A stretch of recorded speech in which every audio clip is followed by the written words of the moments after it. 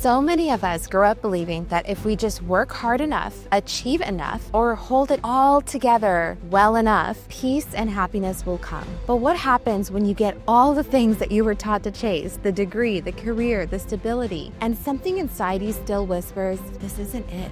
I need to check all of these boxes because that's the only way that I will feel safe. That there's a difference between joy and happiness. And I tell people it felt like dermatitis for my soul.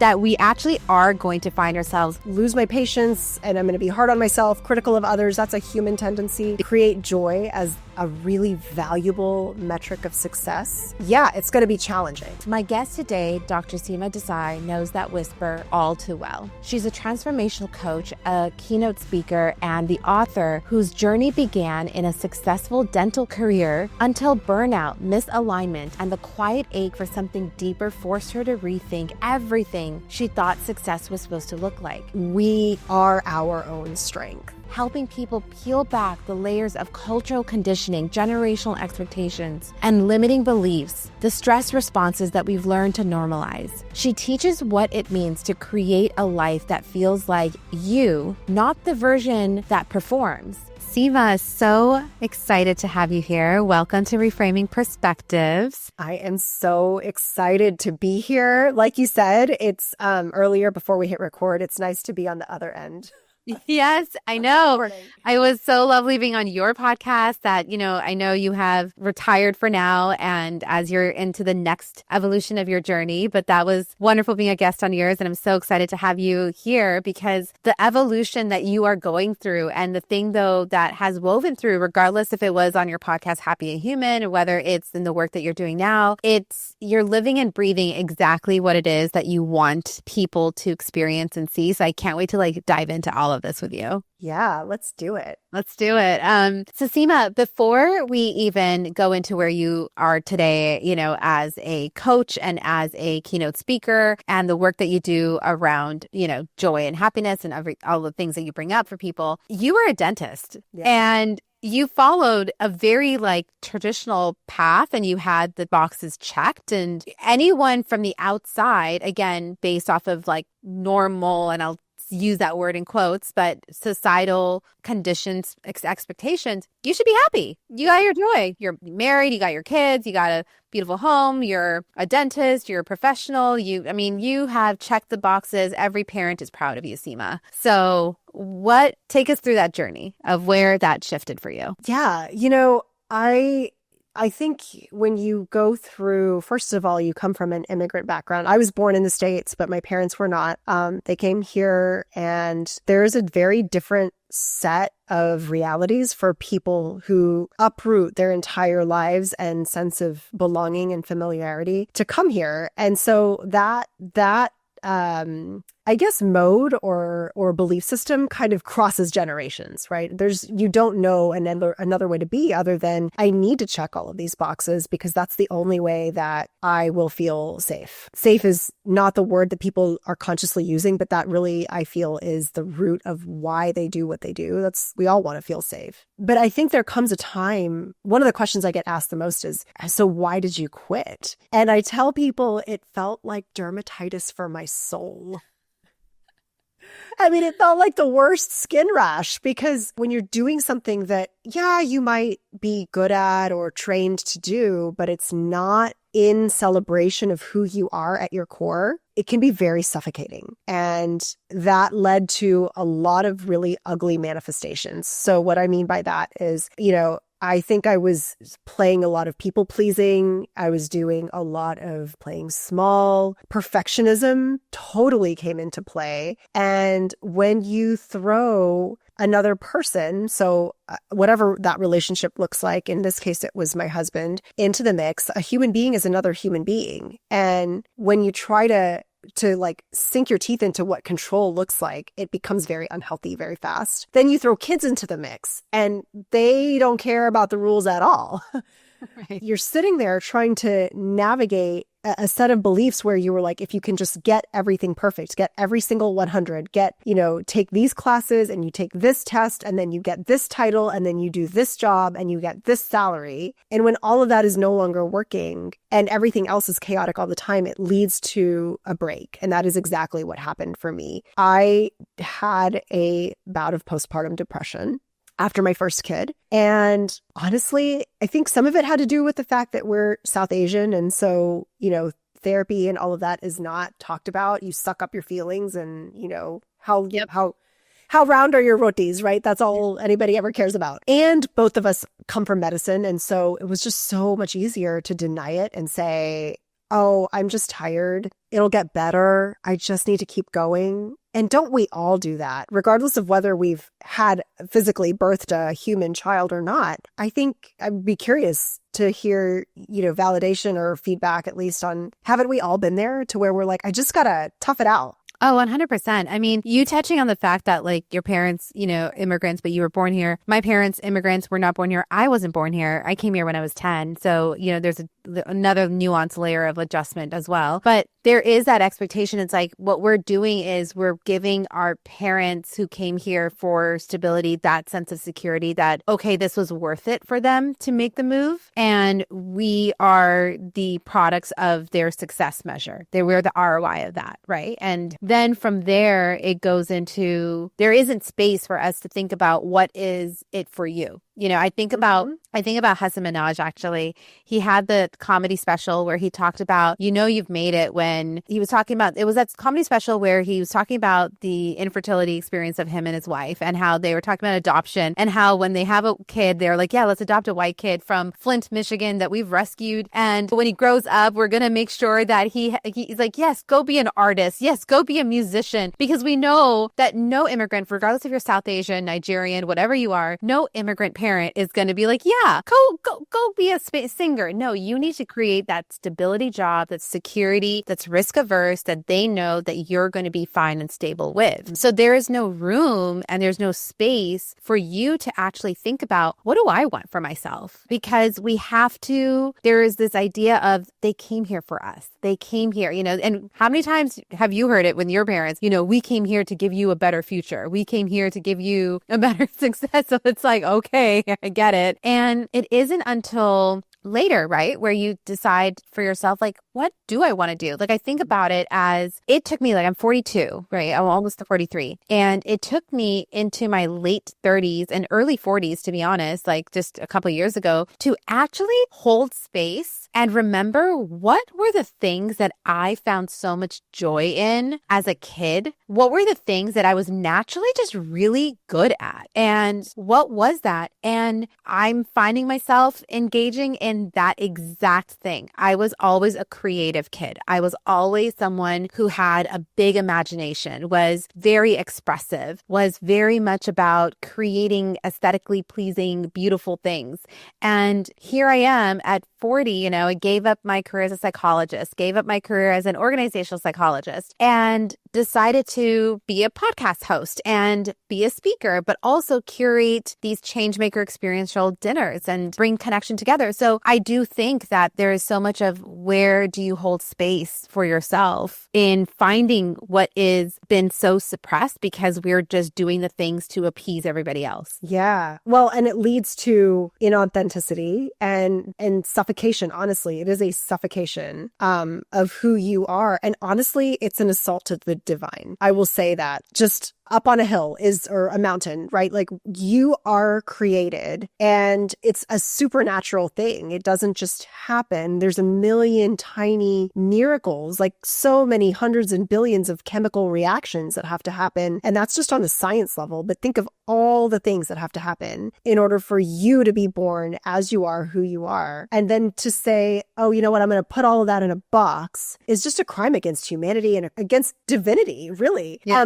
And we do it. The danger is not only that we do it to ourselves. I get that our parents were in a situation where they needed to survive. And I am not talking about people who are in that mode. Okay. I have no business speaking to someone who's there, because that's not my experience to give support. Although I certainly send compassion. But I watch even the language and the programming of how we talk to the next generation. You have nieces, right? And yeah. Do you have nephews? I can't remember if you have nephews. Cousins who have kids that are, okay, I would consider nephews, but yeah, my brother's got 2 girls. Okay. So, but I mean, kids in general, we talk and they're from a little age, right? What do you want to be when you grow up? Right. We put so much emphasis on this role that cannot possibly encompass who they are as an entire spiritual being in a human body. Yeah. And then we suppress whatever it is. Like even my son was telling me, I mean, he's headed to high school soon. I cannot believe it. I feel so. Oh my gosh. You're going to be a high school model? So old. Like I feel... Like, how did that happen?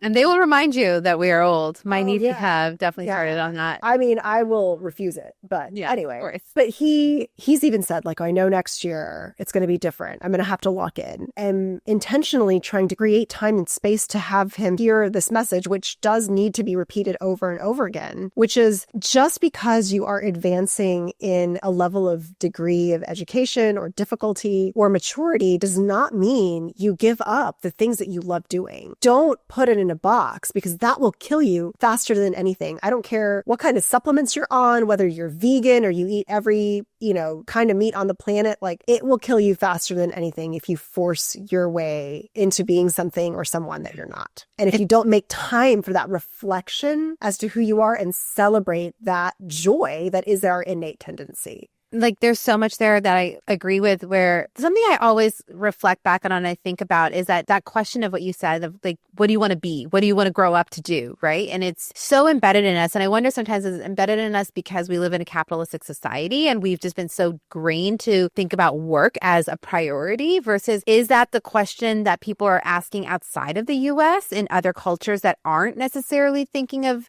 like work as first priority like we do so much in America?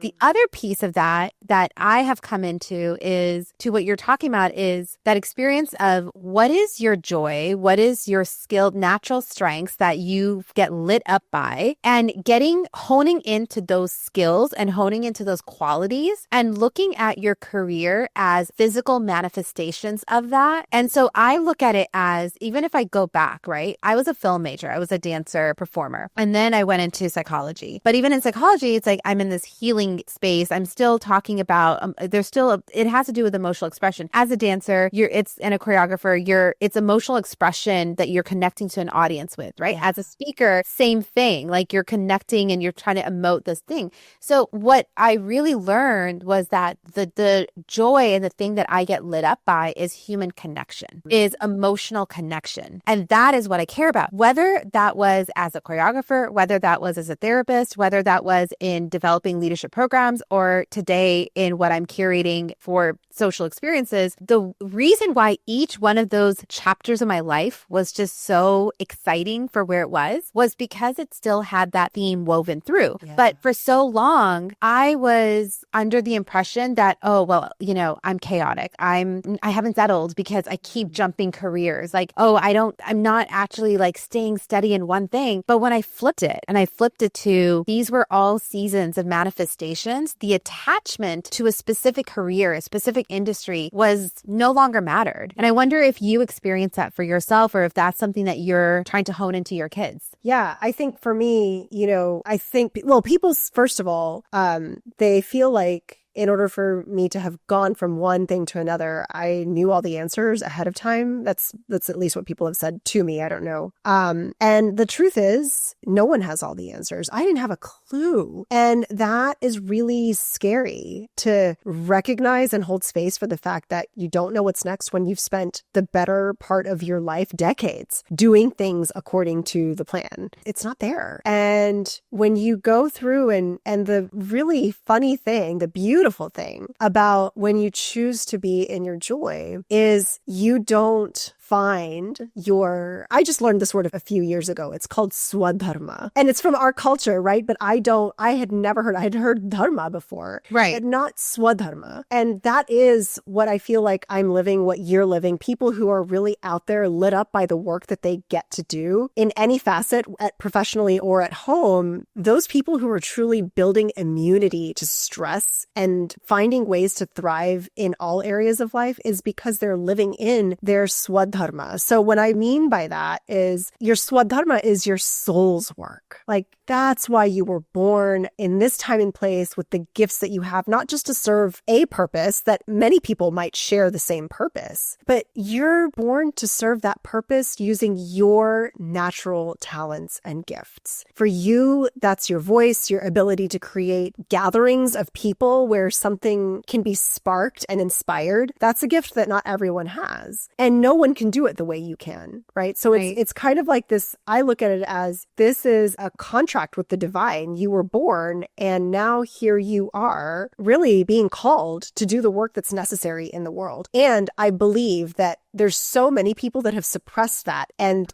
that is why we are in the state that we are in as a country and globally, as like, what are we doing to Mother Earth? What are we doing to each other? We have just dehumanized one another with no regard for consequence. And it's just too many people are out of their joy. They're not living in their Swa-dharma. And you can say that it's the system, fine, but guess what? People make up the system and nothing changes until you do, right? Now, I know I'm preaching to the choir here, but I just feel like there's so many out there who really need to be reminded. I know I have to remind myself. There's so much self-doubt that comes up sometimes. And it is that reminder of like, no, I was given this work to do. And if I don't do it, there is a long-term repercussion that I may not even see. So not to say that I'm acting out of fear, but really acting out of service for what has been given. I'm curious that, and you're right, like I believe in everything that you're saying. And I agree 100% that like the more that we can be intentional with our purpose and be in alignment with our divine is going to be better for our community, our world, everything. But there are people that have suppressed it so much that they don't even recognize that that is happening.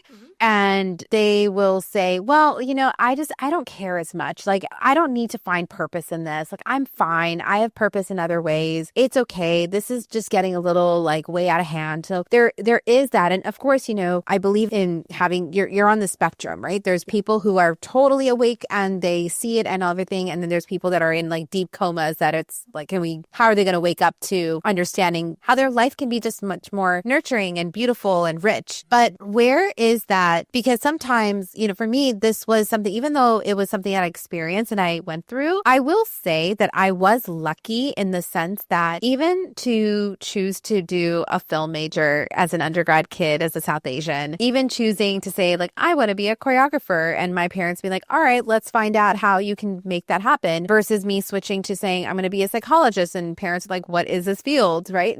I will say I'm lucky in the sense that my parents did not have that on me, a pressure. They were like, great, if that is something you want to do. The pressure was more of whatever you do, just be great at it. So there was that pressure. It was, my parents always said, I don't care what you do, just whatever you do, just put your whole heart into it and be great at it, right? So different kind of pressure, but still more adjusting. But there's individuals who don't have that opportunity. How do you express this to them? How do you help share this? Because what you're sharing to me, I get it, I understand it, but I feel for someone who is not there yet, what can we say to them to help them to start opening the door to this? Yeah. Well, I mean, do you want life to be better or not? And really, it doesn't have to be about saving the world. It just has to be about your own life. Do you want to continue to feel like you're just grinding it out every day? You can. Like, I don't want to tell you you're wrong because you're not. If that's where you are, great. I'm not here to change your mind. But if you're looking for ways to, maybe you're coming into this like, oh, wouldn't it be nice if, like, maybe you're just starting to consider it. Life doesn't have to be a grind. Yeah, it's going to be challenging. Okay. There's nothing I can say. I'm not saying that by choosing joy you are going to be immune completely from challenge and stress. That's not how life works. Right. Nor would I want that for anyone, because then the growth doesn't happen.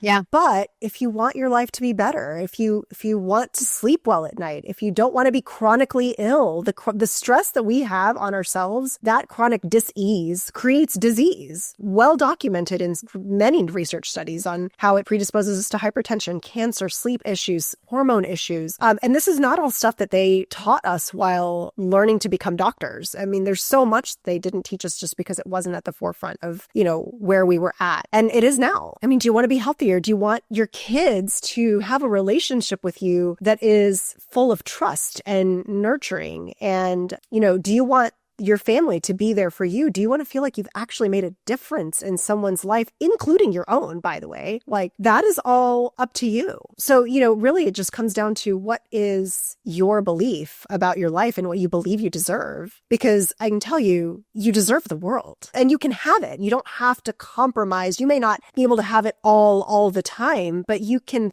thrive in every area of life. It'll look different in different days and different times, and you'll have those struggles, sure, but that doesn't mean you have to deny yourself the birthright of joy. You talk about joy, but I know that there's a difference between joy and happiness. Mm-hmm. And I want to dive into that a little bit because people do mix those up. And I'm just curious, how do you define those differently? Yeah. Okay. So this is one of my favorite things to talk about because, again, not something that I really ever thought about back when I was pulling teeth. Okay. So happiness is great, right? Except for it's also fleeting, it's finicky, and it's entirely dependent on our external circumstances. So happiness researcher Dr. Sonia Lubomirsky, she found that our external circumstances, so things like our bank account, the status of our career, even our health, dictate just 10% of our happiness. Wow, that's it, 10%. Just 10%. And yet we all obsess over those pieces. Yeah. And happiness, it's in that dopamine hit that you get when you click buy now. Right. It's in that beautiful bag that you told yourself you really deserve to have, and you totally do. But happiness is in the bag. Joy is not, because happiness is fleeting. Happiness is like that extra piece of chocolate that you eat or that brand new car that you finally get behind the wheel of. It's great. But deep down, it can't last. Eventually, you will feel the sugar crash from the chocolate, maybe even a side of guilt, depending on where you're at. And that new car smell fades. It's faster if you've got kids in the backseat. You're going to have goldfish and all sorts of things that facilitate a fading of that. And so that is joy. And that is where most of us are. I mean, just look at how things are marketed nowadays, right? Buy this. We're right as the time that we're recording it, it's height of holiday season, Black Friday. And everybody is already since Halloween talking about this is on my wish list. And if I hope I get this. And if I don't get this, then I'm going to be disappointed, right? That's what happens. We open this box. Any parent will tell you there have been seasons where you get these things for your kids and they're so excited and they open the box and it's like, I didn't want this, right? Everything is wrapped up in happiness. But joy, on the other hand, joy is different. It hits your bones differently. It hits your heart differently because it lasts longer. It's a slower burn. Joy can only be found when we're fully present in the moment and we get to explore just the beauty of the experience that we're having, right? Joy it's what you and I have right now. I am totally in my joy. I'm here talking with my friend and I don't need anything. Yeah. I think of it as when you're feeling so deeply fulfilled, it's almost emotionally overwhelming because you're so fulfilled. And those moments when you are with your friends and you completely forgot to take a photo. You completely forgot to do anything because you're so full of love in those moments, right? Versus, and those moments are happy. Those moments are happy memories. Those moments are going to be part of that. But then you're going to leave. You're going to walk away from that dinner where you have this beautiful, nourishing time with your girlfriends, and you're going to move on into, there might be a car that honks at you while you're walking home. There might be something happens, and now suddenly that happiness is gone, and you're irritated. But the joy of that experience stays with you. It's simmers through the night. Yeah. It's imagine if at that dinner, one of your friends tells you something that they're really grateful for, something that they say, Payal, you always make me feel so safe, right? That's Yeah. What a beautiful, like that share of vulnerability and love that's unconditional. You might be walking home and you hear that car, but maybe you don't because you're so in your joy that it just doesn't have the same effect on you. No, and that has definitely happened. I can definitely recall so many moments where I'm so full of joy and emotional fulfillment that the same things that would annoy me later, I don't care. Right. I generally don't care because it's just, I've been fulfilled. So what you're talking about with the happiness and joy, I compare it to that, the idea of once you fulfill your inner cup, then you're able to have a different relationship with that external world. Absolutely. Yeah. I mean, 90% of our experience is up to us, right? And yet we focus so much on, who said what or whether, they were invited, whether it's raining outside or not, or who the president is. And all of those things, they influence. Absolutely. I'm not going to sit there and say they don't influence, but we are our own strength. Yeah. And we get to decide, right? But it's like a muscle. You have to just, the more you choose it, the more it grows and the more you see it. And that's neuroscience.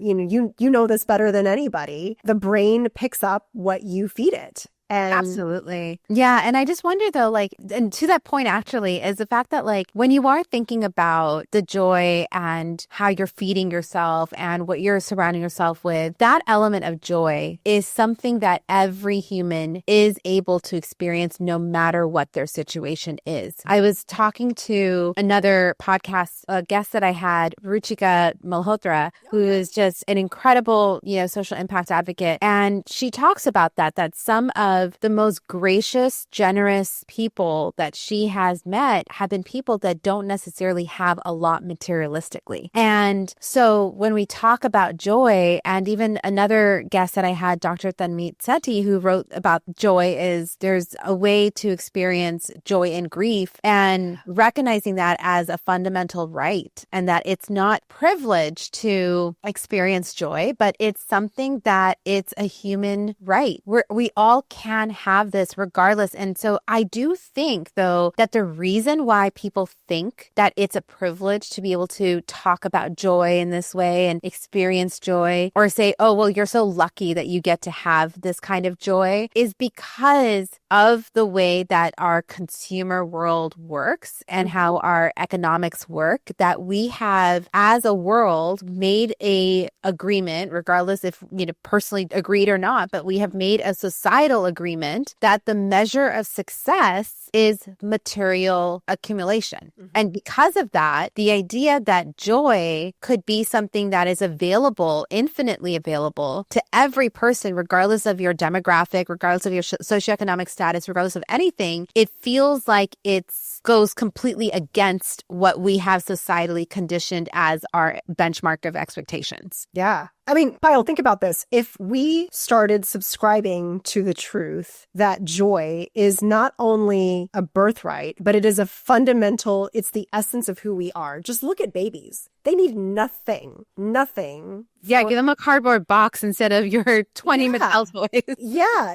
I mean, and even younger than that, right? Why is it that... Hi, friends. I have a favor to ask you. If you're enjoying these episodes, then I'd really love it if you could subscribe, leave a review, or share it with your friends and family. Your words help others discover that the stories and these episodes exist in the perspectives that we're exploring over here. And the more that we can grow, the more feedback that we get from you through those reviews, the more we can make sure that we're creating meaningful episodes that you want to listen to. You have no idea how much this helps and how much I appreciate you for doing this. So if you don't mind, whether it's following us, subscribing, hitting the button below, if you can leave a review for us, or if you just share this with your friends and family, the episodes that you think that they would really resonate with, it means more to us than you can imagine. Thank you so much. Most people who are not traumatically injured and healing through something, most people can look at a baby, a very, very young baby, 2, 3, 4 months old. You look at a baby, even one that's like 2 or 3 months old, and we're innately drawn to them, right? Because it's unconditional love and they're just joyful. They are, really, it really speaks to how we are wired as spiritual beings in a human body. And, it is, so if it's fundamentally within us, and we return to that truth, Payal, the entire economy would crumble. Right. It would take it down because no longer are we forking over billions of dollars to lose weight, feel better, like whatever it is, the latest fashion, the latest fall colors, the latest designer. But do you think that actually, I wouldn't say crumble, but do you think that it would completely reset itself? It would reset. So it would reset itself where let's actually do this as a hypothetical game. Okay. So if joy was a measure of success for our economy, and if joy was the way that we look at how happy, Bhutan does this, right? Bhutan measures the happiness indicator for their community versus the GDP. They actually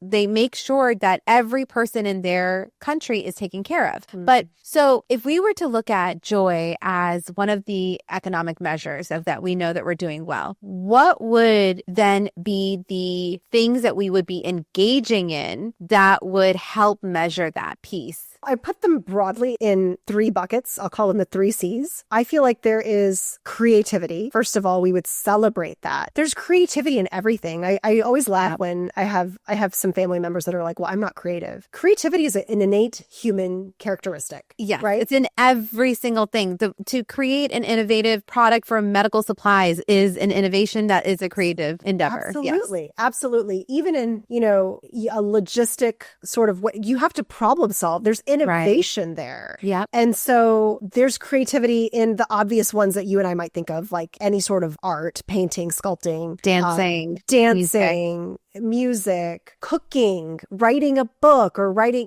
composing. But there's also creativity in movement. If you look at these NBA players, right, all they do is play in, like, if I throw the ball this way, what happens? What happens if I hold the ball differently? What happens if I, change up my workout routine to where I'm doing this different? Like, it's consistent testing of creativity. So there's that one bucket. Are we fostering and nurturing a sense of creativity as a value in human society? Number 2, how connected are we? Not just to other people, but to ourselves. Now, we can say we're connected because we've got social media and all of these things, but I think the research says otherwise. We feel isolated. Yeah. It's a dopamine hit. It's a dopamine hit, and it's such a fleeting and addictive cycle, that dopamine hit. And we're not connecting to ourselves. We are wired with super fast, the world is moving faster than our bodies and brains are wired to be. And we need time and space to connect with what brings us joy, what we like to do, the creative tendencies, all of those things. And so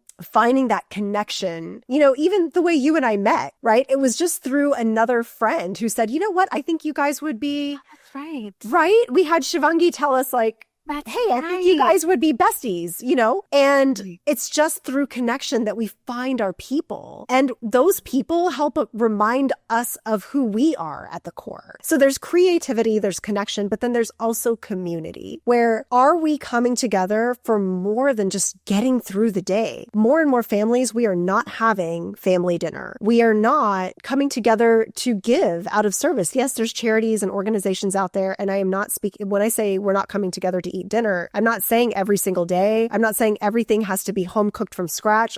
All I'm saying is, are we sitting down even for 5 or 10 minutes out of the entire 24 hours to look at a person who lives with us and say, I'm here to be with you, right?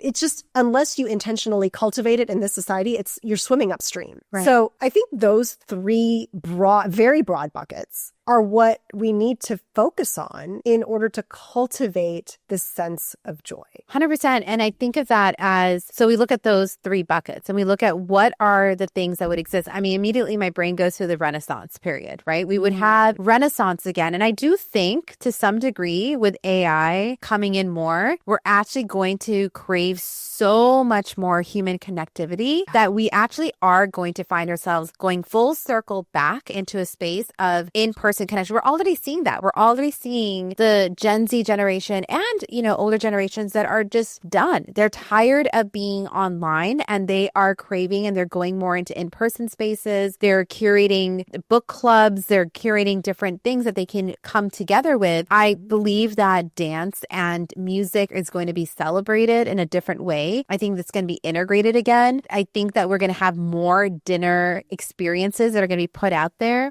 I think that there is going to be a movement towards what you're talking about because I think as humans, again, right, because as humans, like we are moving so much of like, we go from one pendulum swing to the other pendulum swing. And so it's going to be that important piece of you came here, we went so deep into technology, we lost ourselves, we disconnected with each other, we're not in collaboration, we're hungry for more material wealth, but because we're seeing in our faces right now what we're doing to our society because of that, I think that there is going to be move towards exactly what you're talking about. Yeah. I mean, it feels really dark and it feels like it does honestly right now, I don't see a way forward other than just to choose joy every single moment of every single day that we can. We're not going to be perfect at it. I am going to lose my patience and I'm going to be hard on myself, critical of others. That's a human tendency. But when we can build awareness around what that looks like and feels like for us, we can make a more active choice to say, all right, what do I want to do about this? And that's what I mean by slowing down to reflect without that, you're moving too fast and you don't realize that you've got all these things that are creating issues for you. And, I think joy to touch back on something else that you mentioned about joy being a privilege. I think that yes, there is privilege there. Joy is not that privilege. That is a birthright. But in order to do what you and I have done, that is a result of cultivated, intentional choices. That was not handed to us. There's no certainty there. And the privilege that we have, gosh, I think if you're listening to this podcast, you do have privilege that others don't. And that looks and feels different for everybody. But can we stop talking about privilege like it's a bad thing? Right. I think it's because so many times people, and again, right, just the world that we live in where every word just gets politicized and used to create division. I think that individuals have taken the word privilege now to be like, oh, so now I have to feel guilty for this. And it's like, we're not saying that. And there's no guilt about the fact that you have that privilege. It's gratitude. It's gratitude for the fact that like, wow, look at this opportunity I get to have. And I recognize that. I actually think of, there's obviously these conversations about Nepo babies. And I remember, a lot of Nepo babies will defend themselves for the opportunities that they get and that, oh no, but I work just as hard and I do this and I do this. And it's so outside of reality. And because they just can't get it. But Melinda Gates and Bill Gates' daughter, the one who just co-founded FIA,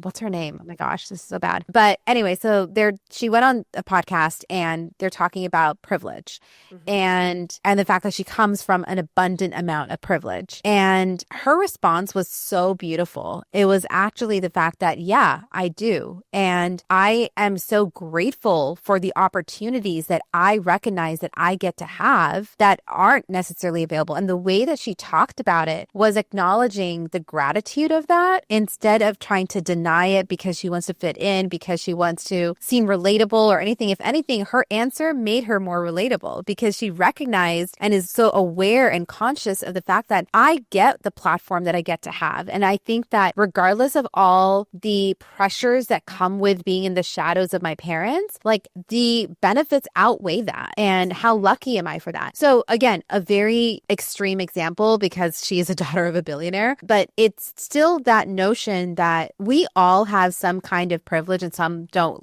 within every individual. And if we flip that to a gratitude and look at it as an opportunity of, I'm so grateful I have this platform. So what do I do with it? How do I use my platform then not to gatekeep, but to actually share this? How do I share what I have access to and provide it as resources to those who don't? Absolutely. What does somebody else have access to that I don't have access to that I can learn from? And I think think that if we flip that and reframe it into privilege is an opportunity to share gratitude for the experiences that you have and spread that accessibility, then I think that we can see privilege as such a beautiful experience and not something to victimize or hold guilt over. Yeah, it is, privilege when not used responsibly is entitlement. And 1000%. Yes. That's what we're conflating it with. I'm not talking about entitlement. I'm talking about privilege. That is not wrong, bad, something to feel guilty for. That is a blessing because when you use it responsibly, as it's a gift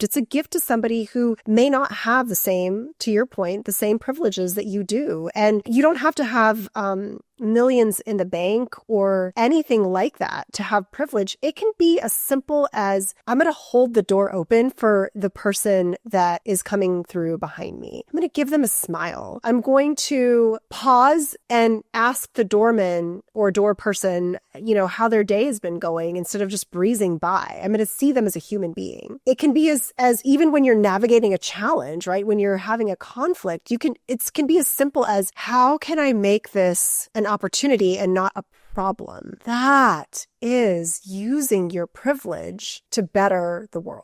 Yeah. And there's so much joy in all of that. So yes. Yeah. So, I want to ask you one final question. And I want to ask you that if you could reframe one thing about identity and success for our society, what would that be in relation to joy? I feel like if we can start to create joy as a really valuable metric of success, it is life-changing. I think that the, joy doesn't ignore the stress in our lives. It exists with it. It's actually what gives us perspective on it. And so it's not toxic positivity. That's not what we're talking about here. We're not talking about faking it till you make it. It's authenticity. It is coming together in community and really honoring who we are as people. And it is such a powerful metric for success because here's what happens is when you start the weird and ironic thing is when you are in your joy, then all of those external successes, they start to happen for you,